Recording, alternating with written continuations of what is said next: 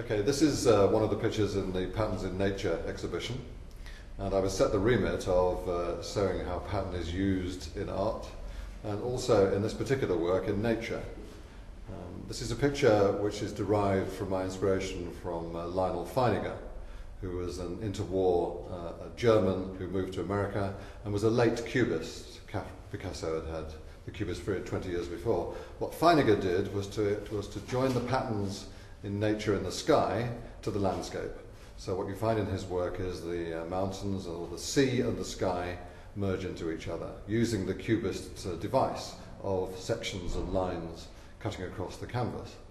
What I've done here with the digital work is to use a similar sort of device to cut the image into planes. And we have here the Matterhorn from Zermatt. As I see it, this is my interpretation of that. This is the Matterhorn up here, and clearly these are the sky elements above it. What I've done is to integrate the Matterhorn into the sky. What I've also done is to reflect the Matterhorn into the lower part of the image, because I want to show that this is an icy, rocky environment in which the earth feeds into the base of the Matterhorn, and the Matterhorn has its roots deep into the earth. So this piece represents that. It was actually done by watercolors, which were then scanned in and then turned into these linear cut planes in the computer.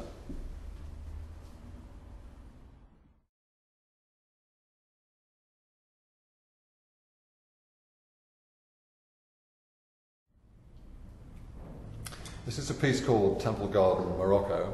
It's directly inspired by a piece of the same name by Paul Klee, an artist I love.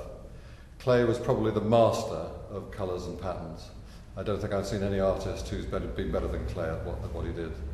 Basically, the great thing about Klee was that before he went to Morocco, just after the First World War, his colours were more muted and his forms were less expressive. This is a classic example of an artist going away to another country, to another culture, picking up the vibrancy of the colours and the forms and coming back and reproducing them and changing his art in the process in many ways. Temple Garden in Morocco was produced a couple of years after he came back from notes, and it depicts a temple garden in Morocco.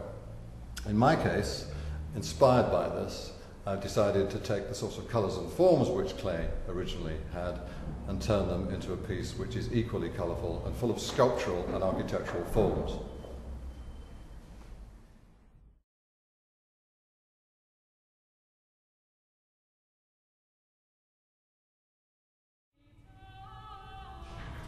This is a kinetic piece called Fluid Forms.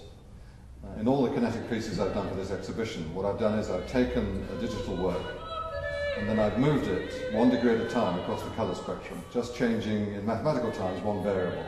So I haven't changed any of the forms, simply changed the amount of colour going across it, like a rainbow.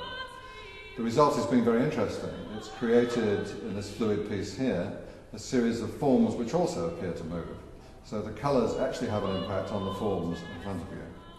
In terms of patterns in nature, which this exhibition was about, this is an attempt to show how artists make choices on patterns, but the actual choice is a frozen moment. So when an artist is working in colour and form, they actually choose the moment at which they wish to freeze it. That's the case here. When I see the original piece on which this is based, I'm delighted with the choice I made. Clearly I could have made any of the choices on this screen running at the moment, but I chose instead to freeze it at this particular point in time. And of course, when you do this, when you run it, as I did as an experiment in this way, something else has emerged that I didn't know was there.